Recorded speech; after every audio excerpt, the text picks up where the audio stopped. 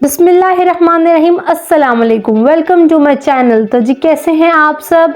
यकीनन इतनी महंगाई के दौर में बहुत ही कम लोग बिल्कुल ठीक होंगे। तो जी घबराने की बात बिल्कुल नहीं। आज मैं आपको 5 मेजर वो गलतियां बताऊंगी जिनकी वजह से आप फाइनेंशियली सफ़र करते हैं, जिनको दूर करने के बाद आप बेहतरीन तरीके से अपना घर चला सकेंगे, बल्कि पैसे भी बचा सकेंगे। तो चलिए जी स्टार्ट करते हैं। मिस्टेक नंबर 1 है बीइंग डिसऑर्गेनाइज्ड, यानी आपकी मंथली जितनी भी इनकम है उसको लेकर आपकी कोई प्लानिंग नहीं होती कि उसको खर्च कैसे करना है, और ना ही खर्च करते हुए आप किसी किस्म की मैनेजमेंट करते हैं।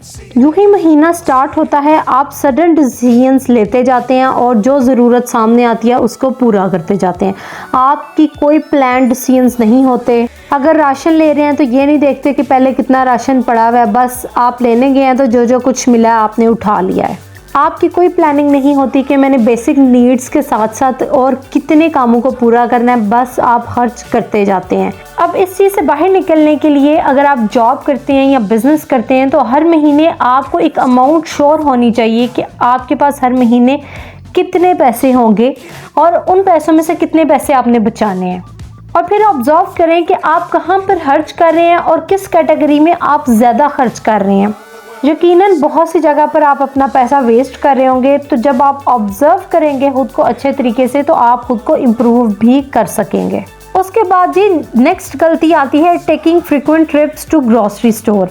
हम में से बहुत से लोग ये गलती करते हैं कि प्लान ग्रॉसरी नहीं करते, लिख के नहीं रखते कि उनको क्या क्या चीज़ चाहिए। तो जब वो ग्रॉसरी करने जाते हैं तो ऑब्वियसली बहुत सी चीज़ें मिस कर देते हैं। अब जो चीज़ मिस कर दी उसको लेने के लिए दोबारा जाते हैं। अब जब हम ग्रॉसरी करने जाते हैं ना, एक चीज़ अगर हमने ख़रीदनी है तो हम 5 लेकर आएंगे, क्योंकि एक के साथ साथ हम 5 वो चीज़ें खरीद लेंगे कि हमें लगेगा हाँ ये भी घर में यूज़ हो सकती है, ये भी यूज़ हो सकती है। और ग्रॉसरी स्टोर वालों का भी एक टैक्टिक है कि उन्होंने स्टार्ट में ही वो चीज़ें लगाई होती हैं जो कि आपको बहुत अट्रैक्ट करती हैं। अगर आपको ज़रूरत नहीं भी है तो भी आप उन चीज़ों को परचेज़ कर लेंगे। तो अपनी ग्रॉसरी की एक लिस्ट बनाना स्टार्ट करें, जो चीज़ ख़त्म हो फ़ौरन उस लिस्ट में नोट डाउन कर लें। और एट द एंड जब आपकी मैक्सिमम ग्रॉसरी तकरीबन 70% ग्रॉसरी यूज़ हो जाए तो तब आप जाएं ग्रॉसरी करने के लिए। उसके बाद बहुत सी चीज़ें जो कि ज़्यादा आप यूज़ करते हैं और ख़राब नहीं होती, उनको आप बल्क में बाय कर लें। इससे आपके पैसे और आपका वक्त दोनों बचेंगे। और मील प्लानिंग ज़रूर किया करें और उसके मुताबिक फिर ग्रॉसरी किया करें। और सब्जियों को भी सब्ज़ी मंडी से ख़रीदना प्रेफर करें, इससे भी आपके बहुत सारे पैसे बचेंगे। उसके बाद जी नेक्स्ट मिस्टेक आती है making purchases just for your happiness. अब जी इसमें क्या होता है, जो चीज़ अच्छी लगी खरीद ली, ये सोचे बगैर कि उसकी आपको ज़रूरत है या नहीं है, बस आपने अपने शौक़ को पूरा किया है। तो इससे एक इक्विलिब्रियम डिस्टर्ब हो जाता है आपके बजट का। वक्ती तो बहुत अच्छा लगता है, लेकिन ऐसा करने से आपके पास कोई सेविंग नहीं रहती और फिर लॉन्ग टर्म सफरिंग का आप शिकार हो जाते हैं। तो इस हैबिट को थोड़ा सा रिड्यूस करें। जो चीज़ें आपके शौक की हैं उनको भी साइड पे ना नोट डाउन करते जाया करें। फिर आपके पास जो सेविंग बचती है उसके मुताबिक आप देखा करें कि हाँ इस सेविंग में मैं अपना कौन सा शौक़ पूरा कर सकता हूँ, नेक्स्ट मंथ हम किन चीज़ों को अवेल कर सकते हैं। तो एक प्लानिंग के मुताबिक चला करें। अगर आप प्लानिंग के मुताबिक चलेंगे तो भी आप अपने शौक़ पूरे कर सकेंगे।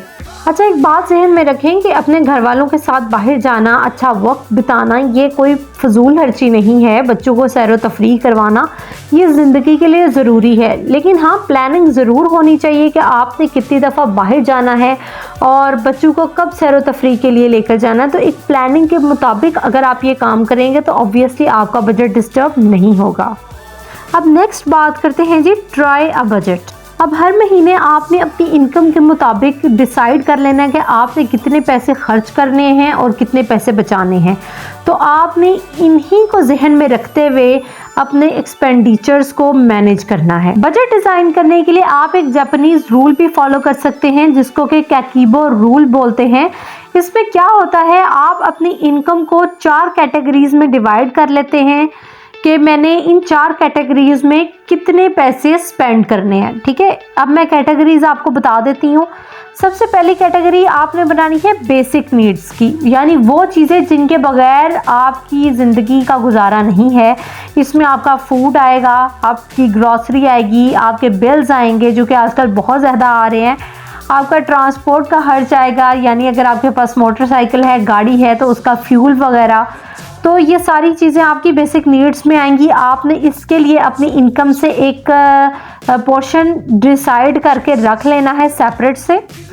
उसके बाद दूसरी जो कैटेगरी आएगी वो आएगी ऑप्शनल, यानी वो चीज़ें जो कि ज़रूरी नहीं है लेकिन अगर आप उनको लेते हैं तो आपको अच्छा फील होता है।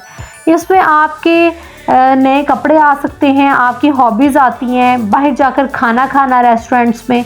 तो ये सारी चीज़ें दूसरी कैटेगरी यानी ऑप्शनल कैटेगरी में इंक्लूडेड हैं। इसके लिए भी आप थोड़े से पैसे सेपरेट करके रख लें। तीसरी कैटेगरी आती है कल्चरल पर्पसेस, यानी कोई फेस्टिवल आ रहा है, आपने कहीं म्यूज़ियम विज़िट के लिए जाना है, कहीं पर ट्रिप अरेंज हो रहा है, कोई इवेंट आ रहा है, तो इन सब के लिए भी आपने एक पोर्शन अपनी इनकम में से सेपरेट कर लेना है।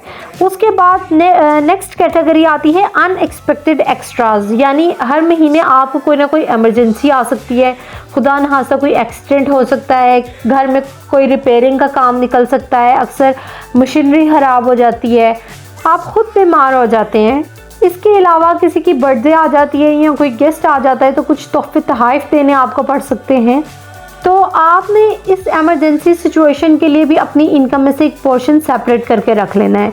जब आप इन कैटेगरीज में अपनी इनकम को डिवाइड करके पहले से रख लेंगे तो ऑब्वियसली आपका बहुत सा फाइनेंशियल स्ट्रेस रिड्यूस हो जाएगा और आप बेहतर तरीके से अपने गोल्स को अचीव कर सकेंगे। तो ये है बजटिंग, और जापानीज़ लोग इसी रूल के मुताबिक अपना बजट डिज़ाइन करते हैं और हम सब जानते हैं कि वो लोग ज़िंदगी की दौड़ में कितने ज़्यादा कामयाब हैं। तो आप भी आज से इस रूल को अपनी ज़िंदगी में अप्लाई करें। उसके बाद नेक्स्ट बात करते हैं डीक्लटरिंग के बारे में, यानी जो गैर ज़रूरी अशिया हैं आपके पास उनको निकालें। अच्छा, अब आप सोचेंगे कि अभी मैं मनी सेव करने के बारे में बता रही हूँ और अभी मैं कह रही हूँ कि घर से इन चीज़ों को निकाल दें। तो जी हाँ, घर में बहुत सी ऐसी चीज़ें मौजूद होती हैं जो कि हमारे इस्तेमाल में नहीं होती और हमने उनको घर में कैद किया हुआ होता है। तो आप उन चीज़ों को निकालें घर से बाहर। जब आप निकालेंगे तो आपको एहसास होगा कि इन चीज़ों की तो मुझे ज़रूरत ही नहीं थी और मैंने इनको खरीद के घर का सारा बेड़ा गर्क किया हुआ था और घर की सारी जगह मैंने फिल की हुई थी। बहुत से लोगों को कपड़ों का शौक़ होता है, उनके कबर्ड्स भरे पड़े हुए होते हैं कपड़ों के साथ। तो आप जब एक्स्ट्रा कपड़ों को निकालेंगे तो आपको एहसास होगा कि मैं अगर कम कपड़े खरीदूं तो भी मेरा गुजारा होगा। इसी तरीके से अपने जूतों को निकालें। और ट्रस्ट मी, जब मैंने ये करना स्टार्ट किया ना तो मैंने जूते ख़रीदने ही छोड़ दिए। मैं हर साल में सिर्फ एक जूता ख़रीदती हूँ, वो भी वो कि जिसको मैं बहुत ज़्यादा पहनूँ। इसी तरीके से मैंने बैग्स लेने बहुत कम कर दिए हैं। तो गैर ज़रूरी चीज़ों को घर से निकालना ना आपको बहुत हेल्प आउट करेगा। आप एक दफ़ा बस इसको प्रैक्टिस करके देखें। इसी तरीके से किचन से भी गैर ज़रूरी ग्रॉसरी को निकाल दें जिसको आप यूज़ नहीं कर रहे और एक्सपायर होने के करीब है, ताकि वो किसी के काम भी आ जाए। और जब आप उसको निकालेंगे तो आपको एहसास होगा कि आपने ग्रॉसरी करते हुए कितनी एक्स्ट्रास पे पैसे फजूल किए हैं। तो नेक्स्ट टाइम आप बहुत टू द पॉइंट होकर ग्रॉसरी करेंगे। अच्छा, पहले मैं क्या करती थी, मैं 1 मंथ की ग्रॉसरी करती थी, नेक्स्ट मंथ में फिर ग्रॉसरी के लिए जाती थी। लेकिन फिर किसी के सजेस्ट करने पर मैंने 2 मंथ्स की इकट्ठी ग्रॉसरी करना स्टार्ट कर दी। तो इस तरीके से मेरे बहुत से पैसे बच गए और साथ ही साथ मेरा टाइम भी बचा। तो आप लोग भी अवॉइड किया करें ज़्यादा ग्रॉसरी करना, एक ही दफ़ा ग्रॉसरी किया करें, वो भी सोच समझ कर, और अपने इर्द गिर्द वाले लोगों का भी ख्याल रखा करें और साथ ही साथ मेरा भी ख्याल करें। मेरे चैनल को सब्सक्राइब कर दें, बेल आइकन को दबा दें।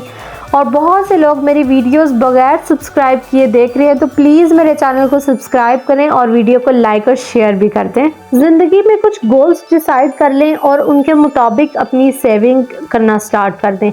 और ये ख्याल रखें कि आप जो कमाएं, जितना कमाएं वो हलाल का हो, ताकि उसमें बरकत भी आए। और मैंने किसी से सुना था कि अगर आप चाहते हैं मालदार होना तो आपको अच्छे तरीके से खर्च करना भी आना चाहिए।